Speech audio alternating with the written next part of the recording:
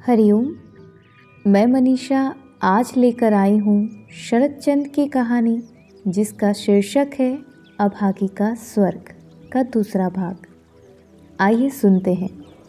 पहले भाग में आपने सुना ठाकुरदास मुखर्जी की पत्नी का देहांत हो जाता है और उसकी अंत्येष्टि संस्कार में शमशान में शव यात्रा के दौरान अभागी, जो कंगाली की माँ है, वो भी आ जाती है, जिसे उसका पुत्र कंगाली वहाँ से चलने को बोलता है।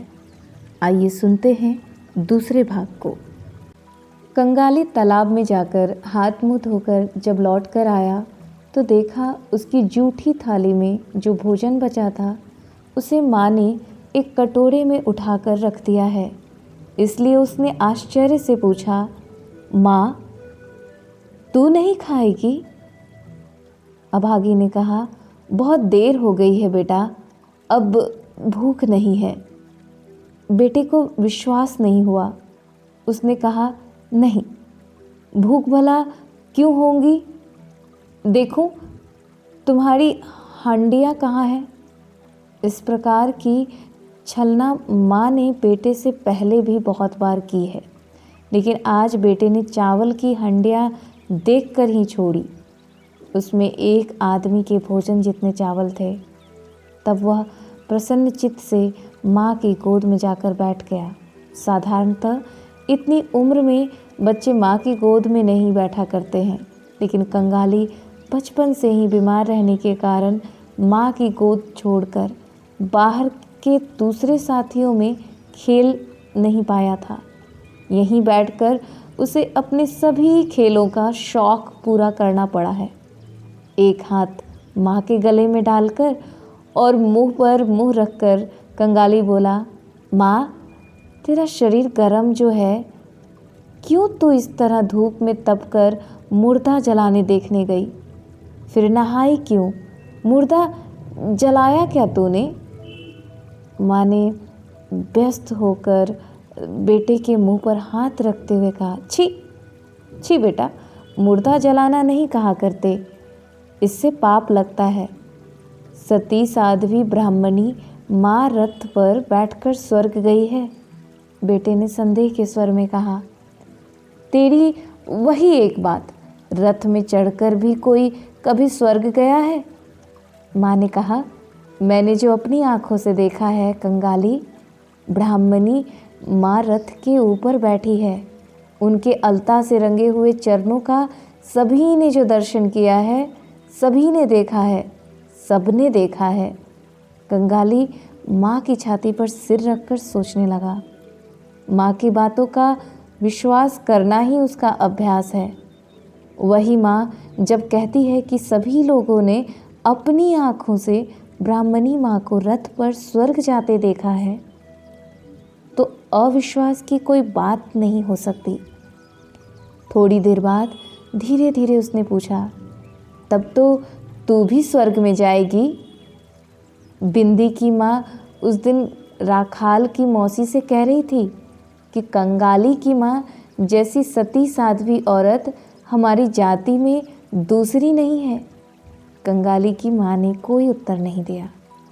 कंगाली उसी तरह धीरे धीरे कहने लगा, बापू ने जब तुझे छोड़ दिया तो कितने लोग तुझसे शादी करना चाहते थे, किंतु तू राजी नहीं हुई। तू यही कहती रही कि मेरा कंगाली जीता रहे तो मेरा सारा दुख दूर हो जाएगा। दूसरी शादी क्यों करने जाऊं? अच्छा माँ, तू शादी कर लेती तो मैं कहाँ जाता? मैं शायद तब बिना खाए पिए ही मर जाता ना। माँ ने बेटे को हृदय से लगा लिया। वास्तव में उन दिनों उसे ऐसा परामर्श बहुत लोगों ने दिया था, और जब वह किसी तरह भी शादी करने को तैयार ना हुई तो उस पर उत्पात भी कम नहीं हुए थे। उन्हीं बातों को याद करके अभागी की आंखों में आंसू भर आए। बेटे ने हाथ से माँ के आंसू पोंछकर पूछा, सोएगी माँ? गुदरी बिछा दूँ? माँ चुप रही। कंगाली ने चटाई बिछाकर उस पर कंथा बिछा दिया। खटिया पर एक छोटा सा तकिया था। उसे उतार कर माँ को अपने हाथों का सहारा देकर बिछौने तक ले गया। अभागी ने कहा, कंगाली, आज तुझे काम पर जाने की ज़रूरत नहीं है बेटा। काम पर न जाने का प्रस्ताव सुनकर कंगाली बड़ा खुश हुआ, लेकिन बोला, नाश्ते के 2 पैसे तब नहीं मिलेंगे माँ। ना सही, तू यहाँ आकर बैठ, आज तुझे परी की कहानी सुनाऊंगी। और लालच नहीं देना पड़ा। उसी क्षण कंगाली माँ से लिपट कर बोला, अच्छा तो कह, राजपुत्र कोतवाल का बेटा और वह उड़न खटोला। अभागी ने राजपुत्र कोतवाल के बेटे और उड़न खटोले की कहानी शुरू कर दी। ये कहानी उसने बहुत पहले कभी दूसरों से सुनी थी, लेकिन थोड़ी थोड़ी देर बाद कहाँ गया राजपुत्र और कहाँ गया वो उड़न खटोला। वह ऐसी उपकथा सुनाने लगी जो दूसरे से सुनी हुई नहीं थी। उसके अपने मन की कहानी थी। उसका बुखार ज्यों-ज्यों तेज होता गया, उष्ण रक्त का वेग वैसे ही मस्तिष्क में द्रुत गति से दौड़ने लगा है और वो मानो नव उपकथा का इंद्रजाल सा रचने लगी है। वह कहानी विच्छेदहीन अवस्था में चलने लगी है। कंगाली की छोटी सी देह बार बार रोमांचित होने लगी। भय, विस्मय और पुलक से वो जोर से माँ की छाती से लग गया। बाहर सूर्यदेव अस्ताचल हो गए। संध्या की मलान छाया घनी होकर चराचर में व्याप्त हो गई। लेकिन आज कंगाली के घर में दीपक नहीं जला और ना ही कोई गृहस्थ का शेष कर्तव्य करने के लिए उठा। केवल रुग्ण माँ का गुंजन निस्तब्ध पुत्र के कानों में सुधा बरसाने लगा। वही श्मशान यात्रा की कथा, वही रथ, वही अलता से रंगे पैर और वही ब्राह्मणी माँ का स्वर्गारोहण।